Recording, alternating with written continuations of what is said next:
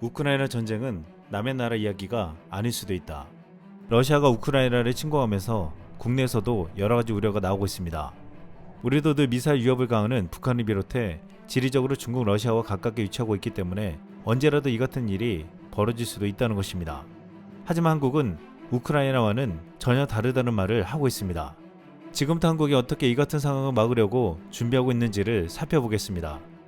우크라이나 젤렌스키 대통령은 24일 국가 총동원령을 발표하고 18세부터 60세 자국 남성은 출국이 금지된다고 했습니다.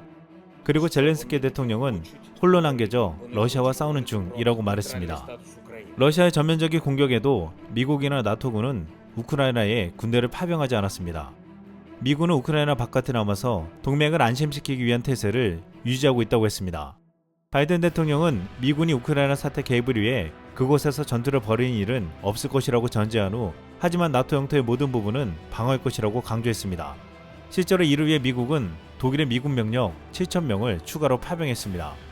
미국 바이든 대통령은 우리가 군대를 투입하면 3차 세계대전이라면서 군사적 옵션을 배제하는 사유를 말했지만 우크라이나가 나토 회원국이 아니기 때문에 개입의 근거가 없다는 것도 하나의 이유로 보고 있습니다. 한국 전쟁 때처럼 유엔 결의를 통해 다국적 군 투입도 생각해 볼 수 있지만 러시아가 안보리 상임 이사국이고 러시아를 두둔하는 중국도 있기에 불가능합니다. 다만 미국은 러시아가 나토 회원국들을 공격할 때는 자동 개입한다는 입장을 밝혔습니다. 이런 이유도 있지만 러시아는 현재 4,500개의 핵무기를 보유한 세계 최강 핵무기 국가라는 점도 중요한 지점입니다. 결국 우크라이나는 핵무기를 포기하고 나토에도 들지 못했기에 러시아의 침공을 당해낼 힘이 없었다는 것입니다. 이번 사태를 통해 일각에서는 한미동맹, 한미방위조약이 얼마나 큰 억제력을 지니고 있는지를 깨닫게 되었다고 했습니다. 군사적 힘이 없이 외교적 평화를 유지하는 것은 러시아, 중국, 북한과 같은 비정상적인 나라에게는 아무 의미 없는 말이라고 했습니다. 또한 무엇보다 자국이 침공을 당하면 다른 나라 군대에 참전을 기다리는 것보다 스스로 지킬 수 있는 힘이 있어야만 나라를 지킬 수 있다는 것을 깨닫게 되었다고 했습니다. 이 때문에 최근 한국이 첨단 무기들을 빠르게 개발하며 국방력 강화에 힘쓰고 있는 것이 다행이라고 느껴지고 있습니다. 이번에 푸틴이 설마 했던 침공을 감행하자 가장 두려움에 떠는 나라가 있습니다. 일본 정부는 러시아가 우크라이나를 침공할 수 있다는 전망에 미국의 눈치를 보며 강력한 경제 제재를 하겠다고 했습니다. 실제로 일본은 러시아에 대한 제재안을 발표했습니다. 그런데 이와 다르게 일본 내에서는 돌진하는 러시아 행태를 보면서 두려워하는 분위기가 포착되고 있습니다.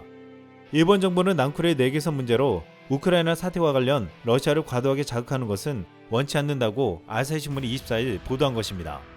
아사히는 러시아 제재와 관련해 일본은 동맹국인 미국과 보조를 맞추는 한편으로 러시아와 남코리아 내개선 문제에 있어 러시아를 과도하게 자극하고 싶지 않은 것이 본심이라고 전했습니다.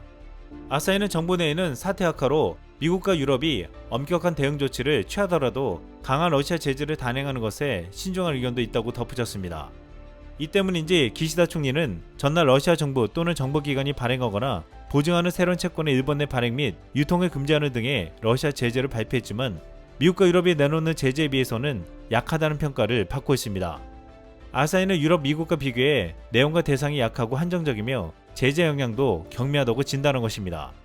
일본의 민간연구소인 노무라 소켄의 기우치 다카이데 수석 이코노미스트는 일본에서 발행 유통되는 러시아 국채 등의 규모는 크지 않다며 러시아의 경제적 타격은 거의 없을 것이라고 평가했다고 마이니치 신문은 전했습니다.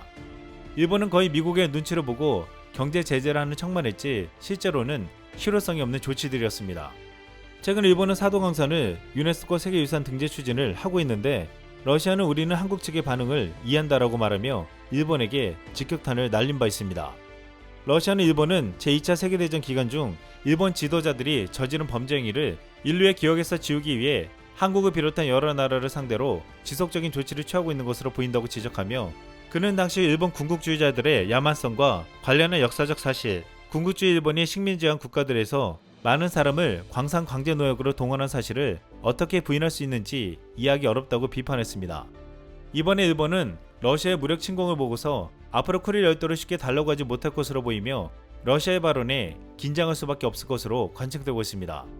일각에서는 이번 사태를 통해서 앞으로 북한이 핵을 포기하는 일은 없을 것 같다고 말하고 있습니다. 우크라이나도 과거 미국의 압박에 의해서 핵무기를 포기하지 않았다면 이번에 러시아에게 침공당하지 않을 것이기 때문이었습니다. 그러면서 국내에서는 지금 우리가 가장 경계할 것은 중국이라고 말하고 있습니다.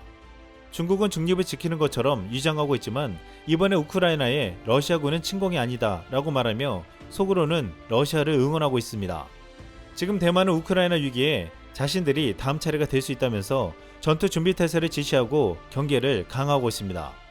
러시아가 우크라이나를 침공한 날 실제로 중국 군용기 9대가 대만 방공 식별구역에 진입해 위협하기도 했습니다. 그런데 중국은 대만뿐만 아니라 우리나라에게도 위협적인 존재입니다. 지난 2010년 한국이 천안한 후속 조치로 한미합동 군사훈련을 하려 하자 중국에서는 미국만 없었으면 한국은 진작에 손봤을 나라 라고 언급해 우리 정부를 분노케 했습니다. 또한 중국이 동북공작을 하는 숨은 의도를 담은 병아리 계획이 입수되어 국내에 보도된 바 있습니다.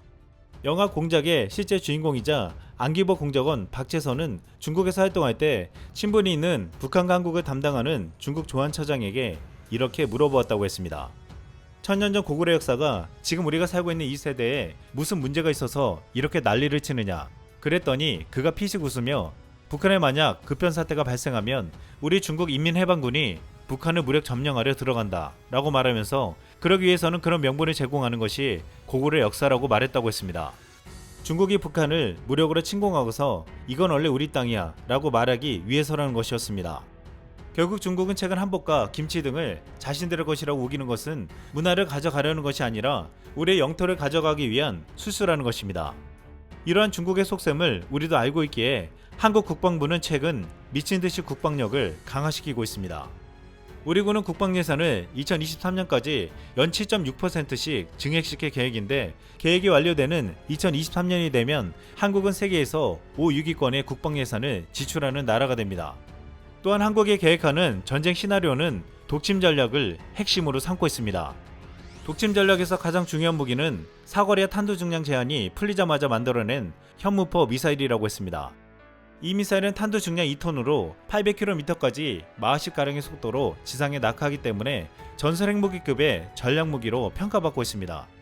이 미사일은 북한은 물론 여차하면 베이징이나 도쿄의 지휘부나 주요 시설을 무력화시킬 수 있다고 했습니다.